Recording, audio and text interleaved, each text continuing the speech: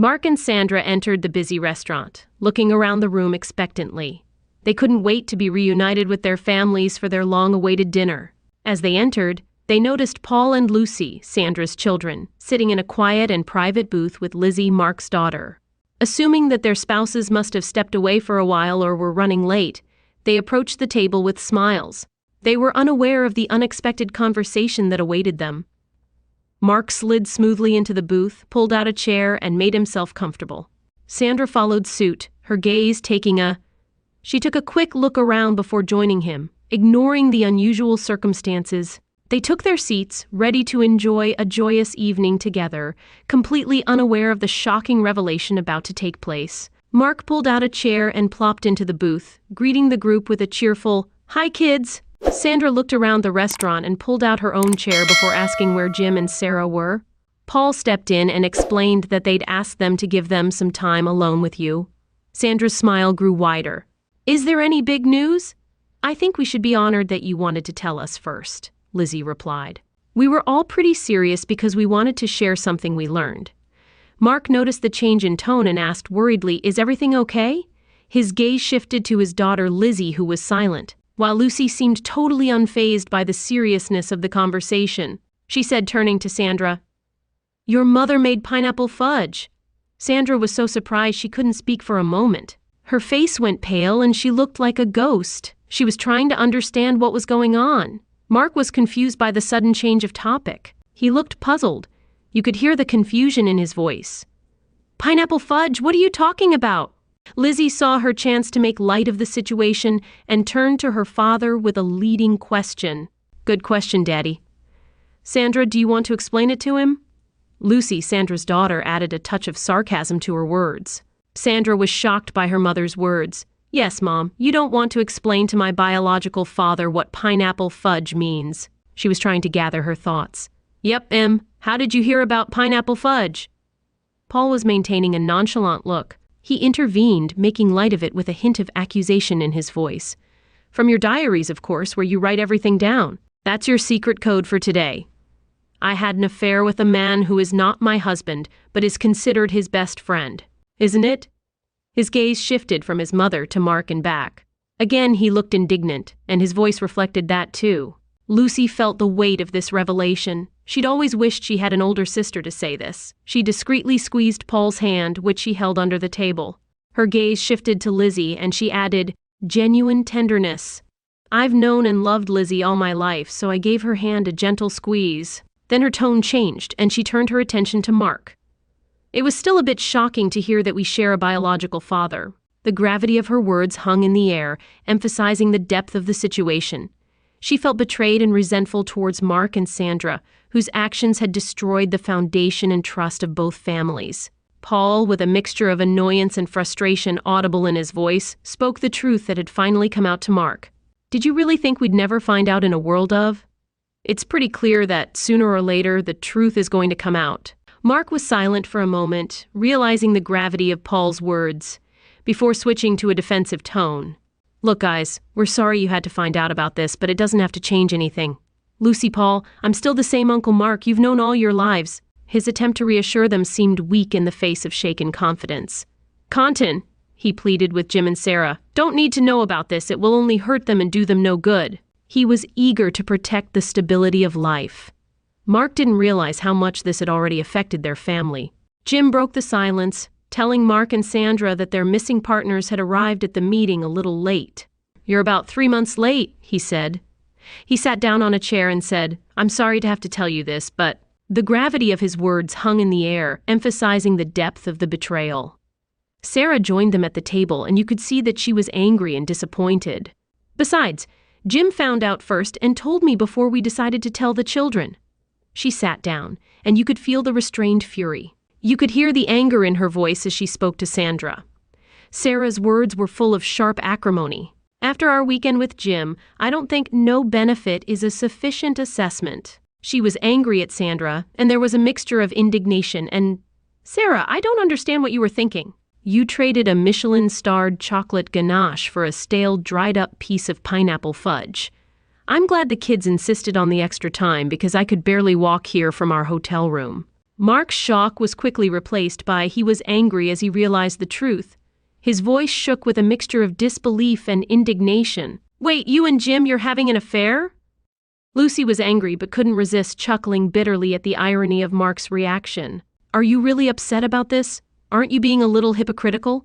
A slight sarcasm could be. Sandra, whose composure was gradually returning, heard the double standard in her words and intervened in a calm but determined tone. Wait. If you two were together, then we're even. Jim, you've had your revenge. Let's move forward and work to rebuild both of our families." A glimmer of determination appeared in her eyes as she took the lead. Sandra's voice grew stronger as she continued, determination guiding her words. "This doesn't have to change anything. Mark and I will end our affair and you both will end yours. We can all get there," was conviction in her words. As if she was determined to pave the way for healing and restoration in the face of broken trust, Jim's eyes flashed with a mixture of shock and intense anger as he listened to Sandra's attempt to level the playing field. His voice oozed bitterness as he replied, "Well, it might seem fair to some, but it would be if it weren't completely idiotic." He paused, his anger boiling over. The words poured out in a torrent of pain at the betrayal. "You've been having an affair with her for 20 years. You conceived a child together and told me it was mine all this time. Sarah and I we're close friends, but we've never done anything inappropriate. How does that make us equals?"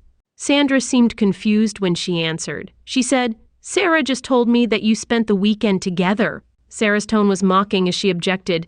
"We did, and it was magical, honey, it turns out, that not all guys are so lame at our age." She smirked, clearly relishing the chance to tease her husband. Lucy playfully interjected, "Ew, Mom!" Had Sandra been in a more stable frame of mind, she would have noticed that her daughter had called the other woman Mom, but in her confusion, she didn't. Jim's voice grew firmer as he continued. There was a hint of triumph in his words. "But Sandra, you're wrong. We never had an affair because by the time I first touched Sarah, we had already filed formal divorce papers. You were too busy on your weekend business trip for us to bother catering." He pointed to the man at the door. The atmosphere became tense. The unknown man reacted to Jim's gesture and approached the table. He wasted no time and delivered his message in a cold and formal voice. "Sandra Davis, Mark Willis, you have been served." He handed each of them It was a brown envelope made of thick paper, and everyone already knew what was in it. The man then stepped back, pulled out a camera to capture the moment before, nodded to Jim, and walked away, leaving the culprit stunned and confused. There was silence around the table as Mark and Sandra exchanged glances. They were feverishly trying to comprehend the sudden turn of events. The sudden turn of events left them reeling. The gravity of those envelopes was a shock to the system, adding another layer of uncertainty to an already turbulent situation. Sandra's composure faltered, her voice trembling with despair, and tears streamed down her face. "I don't want a divorce," she said, her voice breaking. "This is not the way it was supposed to be. Mark and I don't love each other, but that didn't mean anything. I love you, Jim. I've always loved only you." Her words were filled with pain as she pleaded with her husband, hoping to save their broken relationship. Sandra shifted her gaze from Jim to Lucy and Polly, her children, her voice breaking with excitement. "Polly, tell your dad that this can't destroy our family." Sandra's words were for her kids, hoping they'd help their parents reconnect. Mark, who sat silent, seemed utterly broken. His face showed the immense pain he was feeling. He seemed lost, unable to find the right words to express the depth of his remorse and regret. In a silent act of solidarity and support, Jim, Sarah, Paul, Lucy, and Lizzie placed their hands on the table, interlacing their fingers. Their united display showed their commitment to each other, recognizing the challenges ahead and giving each other strength and support to face the future. Jim's voice boomed through the room, drawing attention and signaling that it was time for Sandra to listen. The weight of the decision made by all 5 of them was clear. "Sandra, I think it's time for you to shut up and listen. The 5 of us have been discussing, we've been working on this for a month now. We've got everything lined up, and I don't think we're going to change our minds." Lizzie spoke up and said, "We've all thought about this a lot, and then we asked each author to decide how to proceed. We're all on the same page here." She looked at Paul and Lucy, acknowledging their collective efforts. "I'll just add that the 3 of you came up with this, and your spouses initially tried to talk us out of it." Paul, with a sense of maturity and determination, emphasized the seriousness of the situation. Sister may be the youngest at the table, but she's now an adult with a wise head on her shoulders. She's been most directly affected by this, so we asked her to tell you how things will unfold from here on out. Lucy sniffed her nose but gathered her strength and spoke with a mixture of pain and determination to cut a long story short. It's like this. She turned to Mark and said, "Mark, you were my donor, but you never were and never will be my father." Her gaze returned to Sandra, and Sandra said, "You've been my mother my whole life. You weren't as good a mother as my father was, but you were my mother." Anyway, that's it. From now on, we're not connected in any way. I don't want to hear from you, read your messages, or have any contact at all. That could change in the future, but I'm not counting on it. If it does, it'll be my decision. I'm sure you're against it, but I don't want you to ever contact me again. Just to let you know, I won't be withdrawing Paul. Looking at his broken and almost catatonic mother, you could see that Lucy felt the same way. I felt the same way too. Lizzie was determined and adamant, and she joined in with me on that. Sarah calmly but firmly touched on the practical aspect of their decision. Jim and I, Shara, the solicitor whose details are on those envelopes you're holding, is the only person you can contact now. There was a moment of awkward silence at the table as everyone realized what had been said. We've mapped out the way forward and we'll have to face the consequences of our choices. Jim, we need to change the way we live our lives. After a moment, he let the silence get thicker, giving Sandra and Mark time to understand what they'd heard. He broke the silence and moved on to the next question. All 8 grandparents have been told about this today. He looked at Sandra and said, "Your parents haven't done anything wrong. We don't want to cut them out of their grandchildren's lives." He spoke with care and consideration, as he'd always respected and loved his relatives. Jim went on to explain all the terms, but they needed to stay involved. It depends on how they react to the situation. They're not to pass on any messages from you to the children and won't update you on anything to do with their lives. He makes it clear that the boundaries he's set for Sandra and Mark also apply to their parents. They can still maintain a relationship with you, but it shouldn't affect us or change how our family dynamic works. Mark, your mom and dad are eager to get to know their new granddaughter better, and will definitely support Lucy in getting to know them too. Unsurprisingly, my parents are fine with it. They love Lucy more than anything. The world will never change that the once unified family structure has been forever altered. The new boundaries will change the relationship between Sandra, Mark, and the children, as well as between their parents and grandchildren. Sarah stepped in and said, "We're not leaving. This isn't New York or Los Angeles. We might run into each other in a restaurant or on the street." Her tone was filled with anger, a sense of warning, and a clear boundary with palpable restraint. Sarah continued, determination audible in her voice. "I would strongly advise you both to pretend you don't know me. It took all my self-control." She made a point of not spanking you both here tonight. You could see how angry she was, and it was clear that keeping her cool in future meetings might be tricky. Then Lizzie's voice took on a more positive, albeit strained, tone. "It was her turn, but Sandra, you were right." Her words hung in the air, catching the attention of everyone at the table. There was a noticeable shift when Lizzie addressed Aunt Sandra, abandoning her usual affectionate address and calling her simply Sandra. It was a subtle but significant sign of a strained relationship. She paused briefly before breaking the unexpected news. Her tone was still. "I've got some good news to share. Paul and I are getting married, and it's going to happen soon. In about 7 months, your first grandchild will be joining us." Sandra's eyes lit up when she heard this news. The gravity of the previous discussion quickly cooled things down, and Mark's look of hope wavered as he realized the implications of the situation.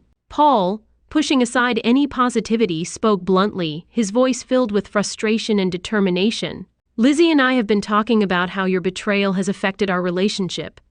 It's strange that we now share a half-sister, but we've been inseparable since the first day we met at playgroup." There was a note of bitterness in his words, but he was also determined not to let their parents' actions ruin the bond between the children. "It'll always be overshadowed by the fact that that's where you first met. There's no reason to let your behavior ruin our relationship." Lizzie continued, "The baby came out of the blue and it was earlier than we'd originally planned, but we always wanted to have children." There was sincerity in her words. This showed that she wanted stability and love in the middle of chaos. Her voice was getting stronger. "Our parents, the 2 that are left, are very supportive of our decision to start a family." Lizzie said that they had also received a lot of support from Jim and Sarah, who were there for them at this important time. Their parents' unwavering support gave us a glimmer of hope in the midst of all the turmoil. It was a reminder that there are still foundations of love and care that can be relied upon. But regardless of what you may think about how things will change in the future, know this, Paul said in an unwavering tone, you will not be. If you come to our wedding, you won't get to see your first grandchild or any of their siblings being born. You won't get to play with them or babysit them so we can have a day off. He spoke about the severe restrictions in a way that made it clear he was struggling with the situation. He looked at Sandra and it was clear he was feeling a range of emotions. He went on, saying that they wouldn't get their pictures or hear their first words or catch them when they fell. You could see the weight of those words in his eyes, and it was clear that both sides would experience a profound loss. He looked at Jim, and you could see appreciation and respect in his eyes. He turned to Sarah, and you could see him trying a new way of. He'd never called her mom before, but there was a subtle change in address that carried deep meaning. It was a sign that things were going to be different now. Paul's voice softened as he realized the burden that would now fall on Jim and Sarah. They'd have to take on the role of being the only grandparents despite the seriousness of the situation. Sarah couldn't help but smile at the thought of becoming a grandmother and at Paul calling her Mom. Paul turned to Mark and said, Mark, you're not walking Lizzie down the aisle. That honor goes to Daddy. Frankly, you've already given up the right to give her away. There was a firm resolve in Jim's voice. When he brought up the issue of making this change widely known, Sarah and I have done nothing wrong, and so we have no intention of hiding the reasons for the breakdown of our marriages from friends and acquaintances. Lucy continued, I want people to know why I cut you out. I want to be completely cut out of your life, Mum, so that you will be judged harshly, not me. Her desire for others to understand the gravity of the decision reflected her need for approval and appreciation. I don't want you at my graduation next month. Yes, it's a public event, and I can't forbid you from attending. Lucy's voice grew stronger, a mix of determination and concern for her reputation, but I've earned the respect of my teachers and the parents of my friends, and I don't want to lose that by spitting at you if you show up. Lizzie broke in with a cheerful smile, adding a note of humor to the tense atmosphere. Unless, of course, before then, Sandra, your mother, still paints you. There was a hint in her words that if Mark and Sandra didn't take her seriously, there could be some pretty serious consequences. All 5 of them stood up, leaving Sandra and Mark alone with their shattered world. One last thing, Jim began firmly, his gaze focused on the cheating ex-spouses. I had a great friendship with Sarah for 20 years. It wouldn't take much effort to turn that into a loving relationship. He pointed to Sarah, showing how close they were. I've already fallen in love with her because of her support over the last 3 months. He looked directly at Sandra and Mark. He said that betrayal won't break him, and that he won't let it break Sarah. There was a determined defiance in his words. He refused to give in. He said that over the last 20 years you may have laughed at us behind our backs about the pain he was causing, but that from now on he would laugh with Sarah. He also said that he was excited about the joy and happiness that awaited him and Sarah now that they were free from the burden of a broken relationship. He then said that he had fallen in love with Sarah and asked her to give him a chance. There was a pleading tone in his voice. He was asking for patience and a chance to build something new. When you do, Jim continued, his voice stronger, I want us to commit our future to each other before God and our children. Our partners didn't seem to take their vows seriously, but we didn't change them. We can be sure that our attitude toward our future vows will be just as deep and heartfelt. When Jim first spoke to Sarah, it may well have been too soon, for Sarah was starting to feel the same way about him. But looking at her tearful smile, it was obvious to anyone that she was feeling the same way. Jim and Sarah hugged each other and followed their 3 children out the door, ready to start a new chapter together. Sandra and Mark were left to deal with the consequences of their actions.